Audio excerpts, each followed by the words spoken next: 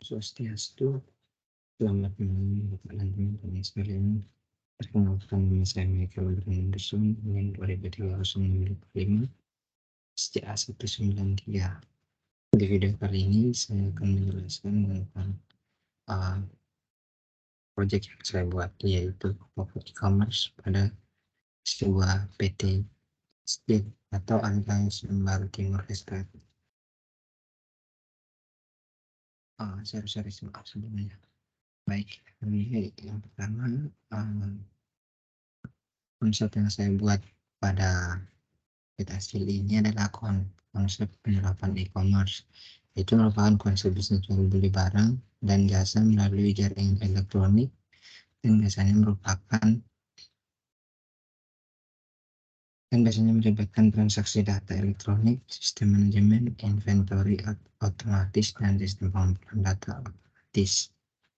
PT Hasil sendiri ini merupakan perusahaan yang bergerak pada bidang pangan. PT Hasil ini yang mengelola pembudidayaan sumber daya alam rumput laut yang ada pada Sumba Timur. PT Hasil ini sendiri belum banyak dikenal di berbagai kalangan, atau baru sedikit dikenal kalangan seperti PT Indo Seafood Mojokerto, PT Galis Arta Bahari Bekasi, dan PT Yuk Singalga Internasional Situbondo. Nah, untuk yang PT-PT ini yaitu masih PT-PT awam seperti PT-PT pemerintah. Mengetahuinya belum banyak diketahui, dan juga sampai di luar negeri seperti di Cina dan sebagainya, tapi masih belum banyak yang tahu. Meskipun begitu, di timur sana belum banyak juga yang mengenal, belum banyak juga yang tahu tentang PT tersebut. Nah, alasan saya atau latar belakang saya membuat sebuah dokumen ini, membuat sebuah e-commerce pada PT Hasil ini karena kurangnya pengembangan jual beli online, atau PT Hasil ini masih menerapkan secara tertutup atau secara face to face, masih secara secara manual, belum secara online.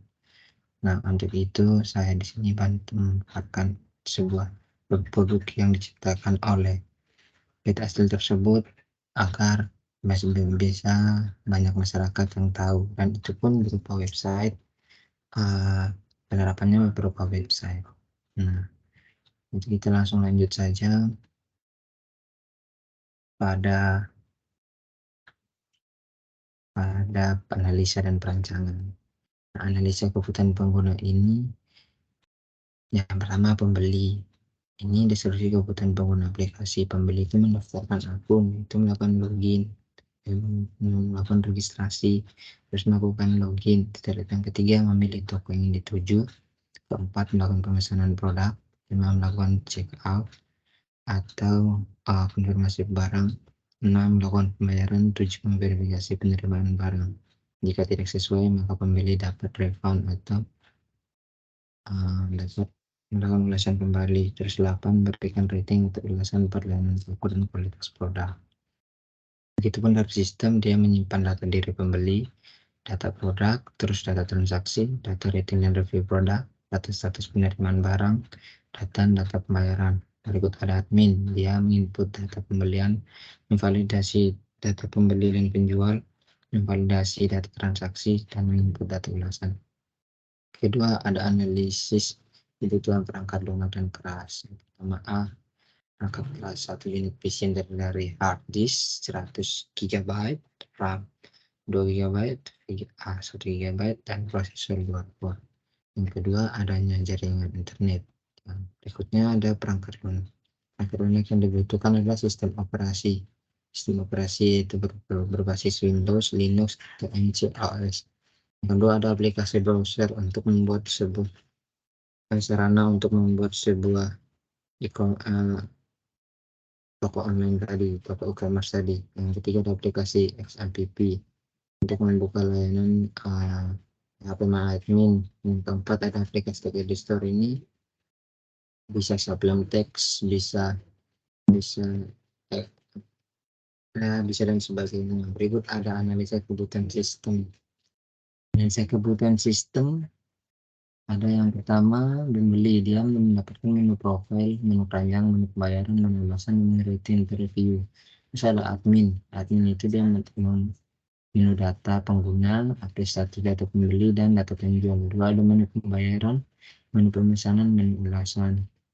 Sedangkan penjual ini dia menyiapkan sebuah barang dan melakukan packingan untuk pengiriman barang.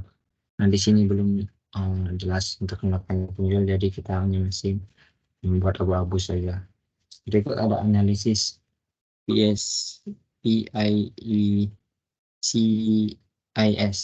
table. Yang pertama ada kinerja.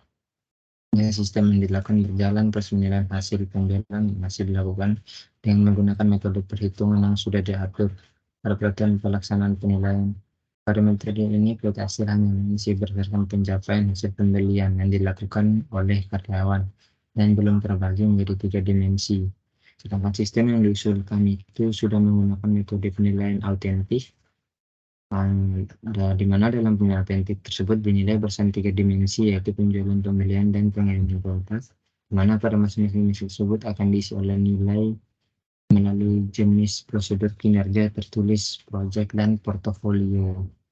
Dikarenakan untuk perhitungan penilaian masih menggunakan aplikasi Microsoft Excel, sehingga data belum terintegrasi pada aplikasi dan rentan hilang dan terjadi human error atau kehilangan data karena faktor lainnya. Sedangkan di konsultasi, di mana dari masing-masing jenis penilaian akan terkait sama lain dengan menggunakan teknik penilaian yang berbeda.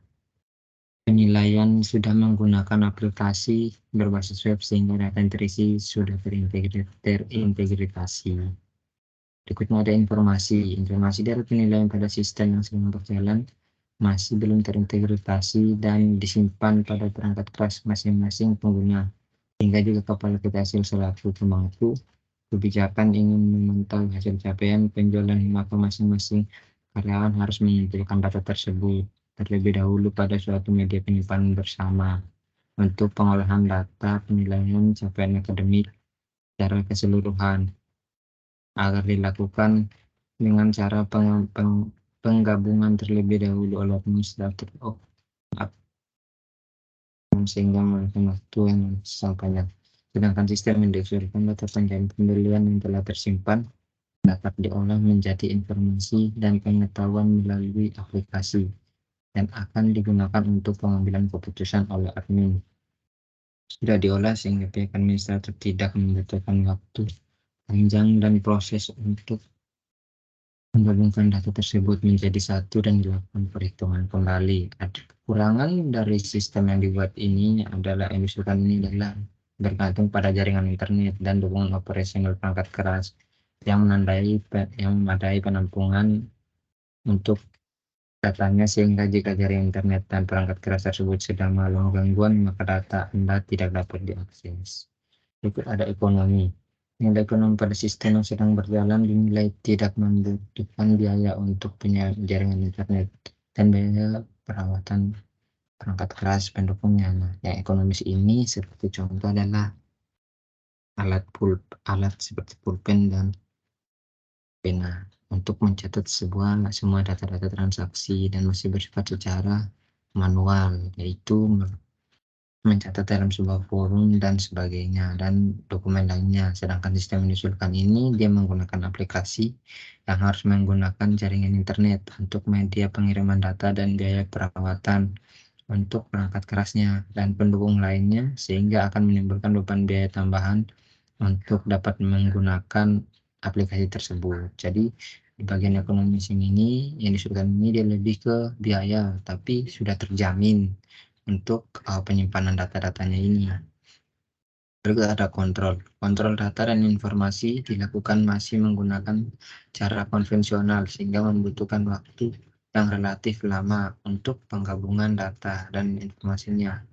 Selain itu, risiko terkait keamanan data akan terjadi berupa kerusakan.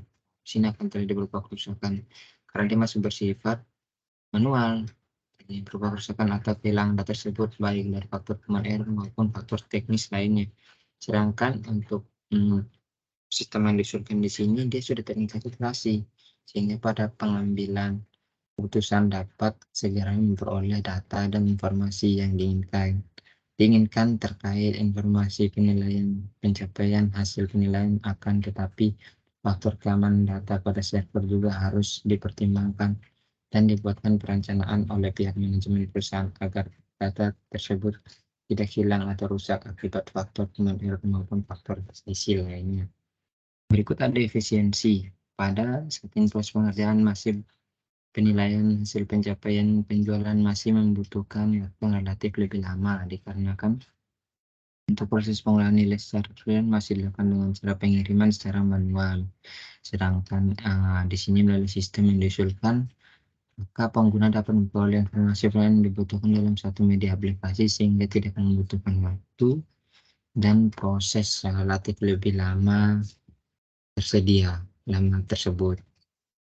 Pelayanan diberikan sistem yang sedang berjalan sudah menggunakan teknologi informasi untuk media pengisian dan pengolahan datanya tetapi memerlukan respon waktu yang relatif cukup lama dan kepala PT dan pihak perusahaan dalam mencari informasi terkait informasi pencapaian pembelian harus secara manual. Sedangkan sistem yang diusulkan respon waktu yang dibutuhkan untuk informasi penilaian capaian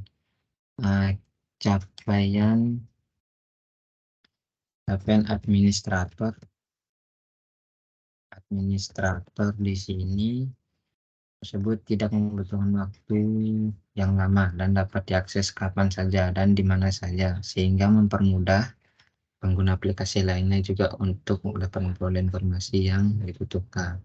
Nah, berikut ini kita akan lanjut kepada flowchart.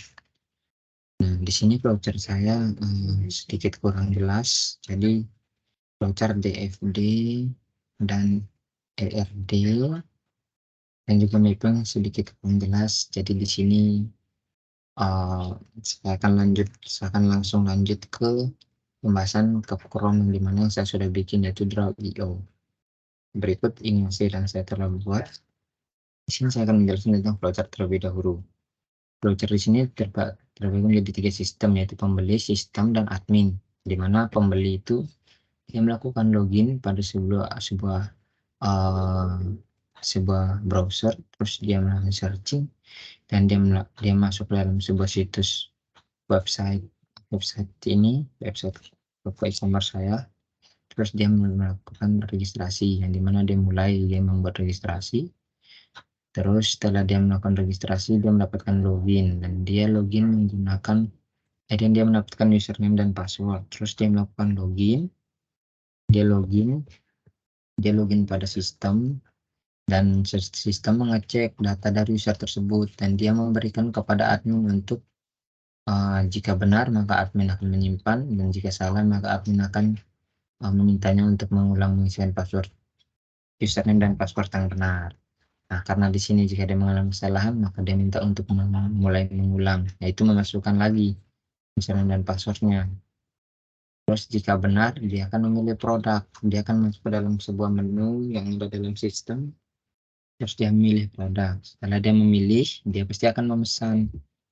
Di sini setelah dia memesan produk, sistem akan memeriksa menu tersebut, apakah produknya tadi ini tersedia apa tidak.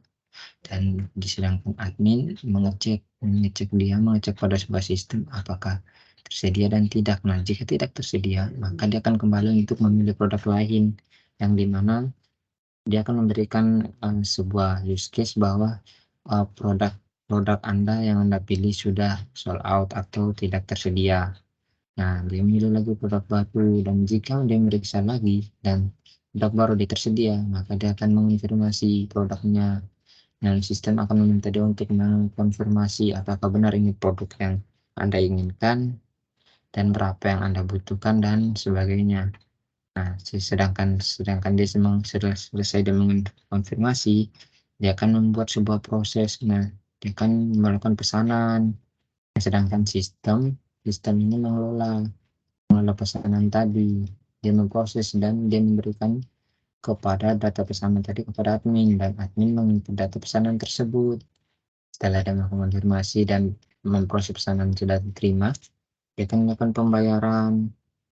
Nah, setelah dia melakukan pembayaran, sistem memproses pembayaran tadi dan dia memeriksa apakah sudah masuk dan belum pembayaran tadi. Ya sudah, dia meminta admin untuk melakukan input data ke dalam sistem. Setelah melakukan input, dia akan memproses pengiriman.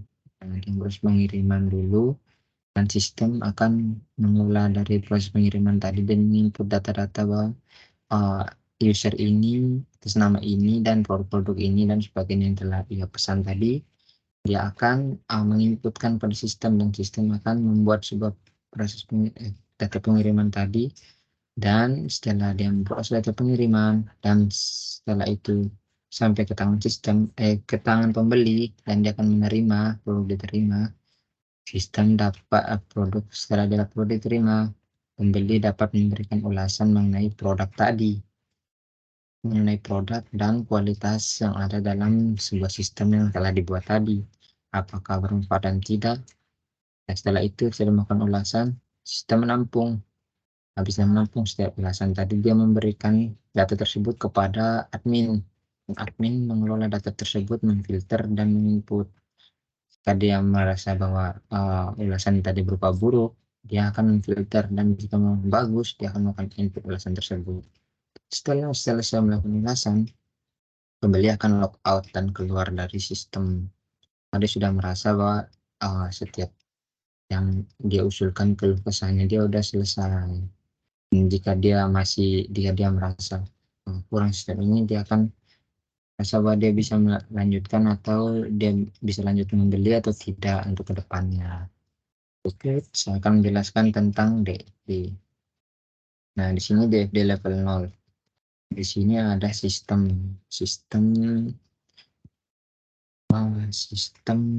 e-commerce ya. Nah, di sini pembeli dia melakukan hubungan dengan sistem, yaitu dia memberikan data diri untuk mendapatkan akun. Terus setelah dia mendapatkan akun, dia mendapatkan username dan password untuk login. Setelah itu dia mendapatkan info login tadi. Terus dia lakukan login. Di login dia dapat memilih dan memesan produk. Terus setelah dapat memilih dan memesan produk, dia dapat info data pesanan berikutnya. Setelah dia melakukan pesanan tadi, dia akan melakukan pembayaran.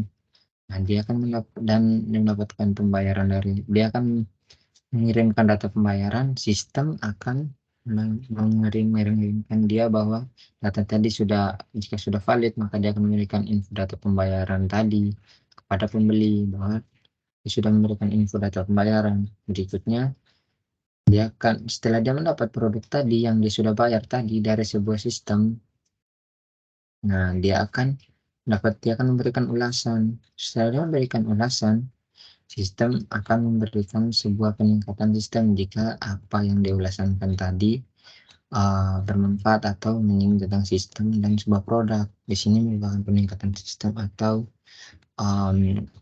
dan peningkatan produk. Berikutnya dari admin akan melakukan login, dia akan memberikan data diri, terus dia akan memberikan dia mendapatkan info akun.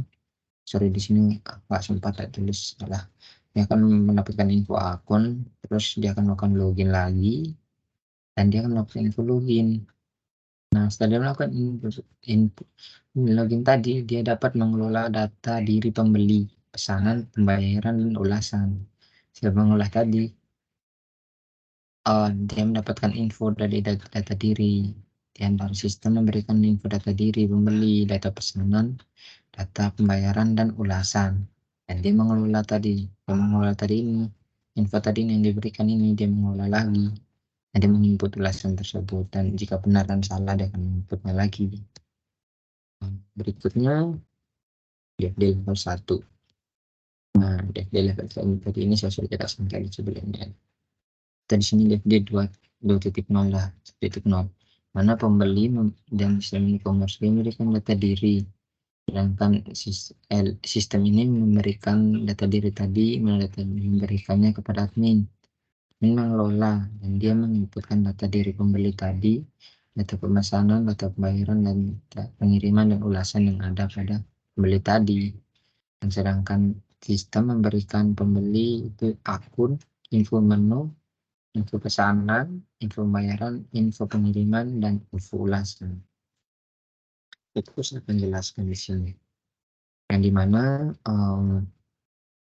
bagian registrasi, dimana pembeli ini dia akan memberikan data diri untuk mendapatkan sebuah akun, yaitu memberikan data diri dan sistem memberikan kepada admin memberikan data diri tadi, dan admin menginput dan mengolah data diri tadi, dan feedbacknya sistem setelah sistem mengelola data diri tadi, data yang dari admin tadi, dia akan memberikan akun.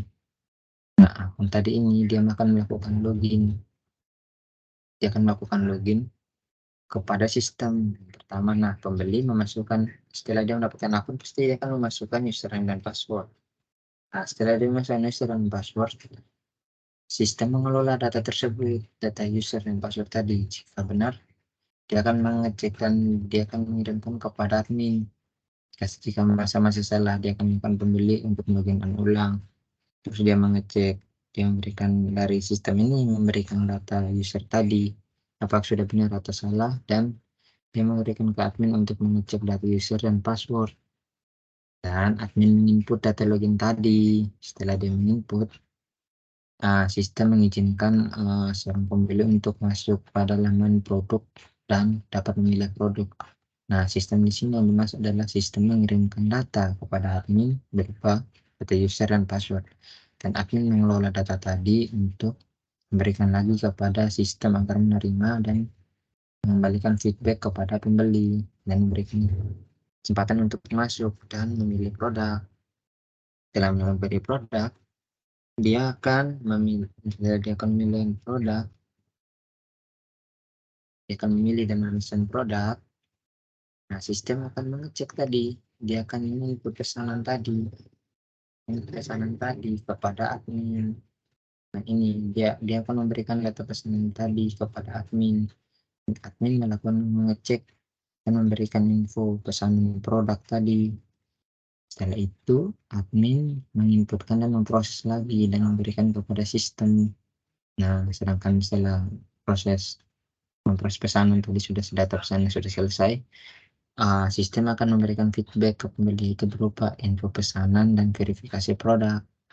Setelah dia pesan, dia akan melakukan pembayaran. Di sini pembeli memberikan sebuah bukti data pembayaran. Nah, di sini sistem mengambil, dia meminta, seperti contoh di pembayaran di sini.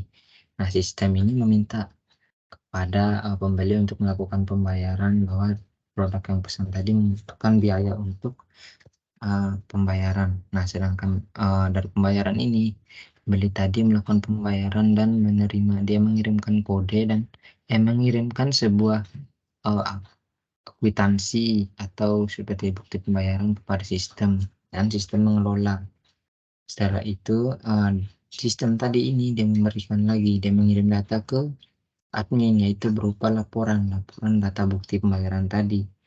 Dan sistem sendiri, yaitu admin sendiri, dia mengecek data tadi dan dia input data pembayaran tadi dan kembalikan ke sistem. Sistem pun memberikan invoice kepada pembeli. Setelah itu, sistem akan melakukan pengiriman. Nah, di sini sistem meminta pembeli untuk memberikan alamat. Nah, pembeli memberikan alamat.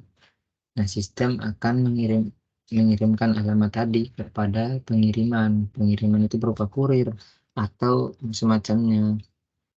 Dan seperti ya ekspres gitulah. Setelah itu ekspres tadi mengecek tadi.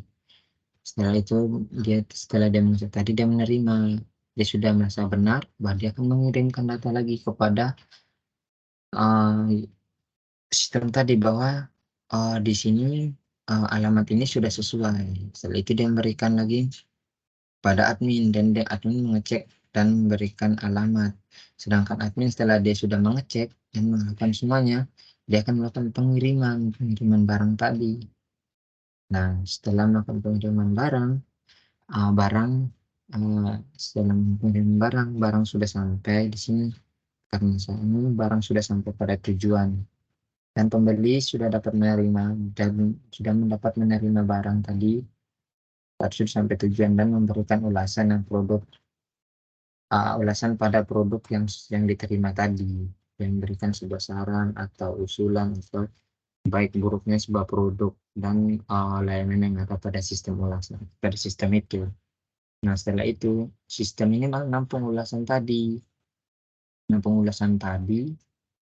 dan dia mengirimkan data ke admin yaitu berupa ulasan sistem yang ditampung tadi, dan admin melakukan filter dan input ulasan pembeli tadi. Jika bermanfaat maka akan diinput, jika merasa buruk atau merasa kurang baik maka akan dilakukan filter. Setelah dia input tadi, dia akan memberikan data kembali kepada sistem, dan seorang pembeli tadi akan mendapatkan feedback dan peningkatan sistem. Karena setelah dia sudah melakukan semua ini, dia akan melakukan logout, dan jika dia ingin memesannya lagi, dia akan memulai dari awal lagi atau dari sebuah sistem login akun tadi. Nah, dan setelah itu kita akan lanjut ke RD. Nah, RD di sini ada pelanggan. Di sini ada pelanggan, guys. Pelanggan memiliki entitas yaitu ID pelanggan, nama, ID pelanggan, alamat, nomor telepon, email, jenis kelamin, username, dan password. Nah, di pelanggan ini dapat memilih sebuah produk yang ada pada sebuah sistem dan kardinalitas dalam sebuah pelanggan ke produk ini termasuk one to many. Kenapa saya bilang one to many? Karena setiap satu pelanggan ini dapat memilih banyak produk. Nah, entitas yang ada dalam sebuah produk ini yaitu ID produk, nama, jenis produk, jumlah, harga, dan gambar. Nah, setelah dia melakukan pemilihan produk, dia akan melakukan sebuah pemesanan atau pesanan produk bahwa produk yang dia suka tadi. Nah, di sini produk dan pesanan ini merupakan kardinalitas many to many, di mana banyaknya produk itu bisa dibuat dengan banyaknya pesanan juga. Satu produk misalnya bisa bercabang, setiap produk itu bisa dibikin banyaknya pesanan sesuai pemilihannya masing-masing. Sedangkan pesanan ini memiliki entitas yaitu ID produk, ID pembeli, nama produk, harga, jumlah, alamat, tanggal, dan jenis produk. Dalam sebuah pesanan itu yang ada. Terus setelah itu pesanan itu setelah dia melakukan pembeli melakukan pesanan, dia akan melakukan pembayaran. Nah, pembayaran ini berkardinalitas many to one. Mengapa many to one? Karena banyaknya pesanan cuma bisa dibayar pada sebuah pesan satu pembayaran. Banyaknya pesanan hanya bisa dilakukan dengan satu pembayaran.